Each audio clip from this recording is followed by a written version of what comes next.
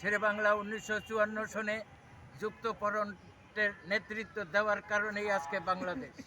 শেরেবাংলার সেই যুক্তফ্রন্টের নির্বাচনের পর এই দেশে 4টি নেতা নির্দিষ্ট হয়েছিলেন। সেই নেতারা হলেন হোসেন শহীদ সোহরাওয়ার্দী, মৌলানা ভাসানী, বঙ্গবন্ধু শেখ মুজিবুর রহমান এবং তোফাজ্জল হোসেন মানিক মিয়া। এই 4 জনেই পরবর্তীতে শেরেবাংলার আদর্শকে ধারণ করে এই বাংলাদেশ গঠনের জন্য কাজ করেছে। আসুন আমরা সেই মহান নেতা শেরেবাংলাকে স্মরণ করি এবং শেরেবাংলা যেই সব কাজ দেখিয়েছিলেন, পথ দেখিয়েছিলেন, সেটি ধারণ করি। আসুন আমরা সেইভাবেই করি। শেরেবাংলা ঋণ সালিসি বোর্ড করেছিলেন, শেরেবাংলা প্রজাস্বত্ব আইন করেছিলেন, শেরেবাংলা শিক্ষাকে জনগণের কাছে নিয়েছিলেন। সেই কারণেই আমরা বঙ্গবন্ধুকে পেয়েছি, ভাসানীকে পেয়েছি, মানিক মিয়াকে পেয়েছি। আসুন আমরা সেই লক্ষ্যে ঐক্যবদ্ধ হই। আজকের এই সংক্ষিপ্ত আলোচনা সভায় সভাপতিত্ব করবেন আমাদের প্রিয় নেতা,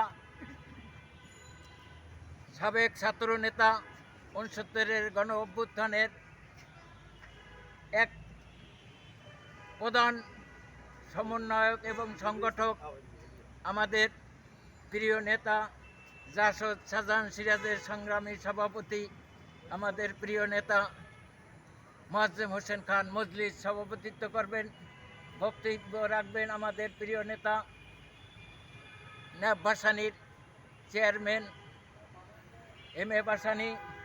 বক্তব্য রাখবেন জাতীয় গণতান্ত্রিক মুক্তি আন্দোলনের সংগ্রামী সভাপতি আশরাফ আলী হাওলাদার। বক্তব্য রাখবেন শিক্ষাকে যিনি শেরেবাংলার পথ অনুসরণ করে ধারণ করেছেন, সেই আমাদের প্রিয়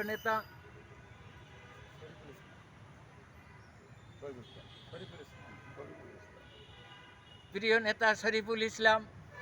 বক্তব্য রাখবেন আমাদের বরিশাল বিভাগ সমিতির যুগ্ম সাধারণ সম্পাদক আসম মোস্তফা কামাল। বক্তব্য রাখবেন শাহিদুর রহমান। বক্তব্য রাখবেন আমাদের নারী নেত্রী এলিজা রহমান এবং বক্তব্য রাখবেন গণতান্ত্রিক আন্দোলনের অন্যতম নেতা এবং আহ্বায়ক রফিকুল ইসলাম আসাদ। আমি সবাইকে অনুরোধ করব কিছু বক্তব্য রাখার জন্য। আমি প্রথমেই বক্তব্য রাখার জন্য অনুরোধ করছি আমাদের নারী নেত্রী এলিজা রহমানকে।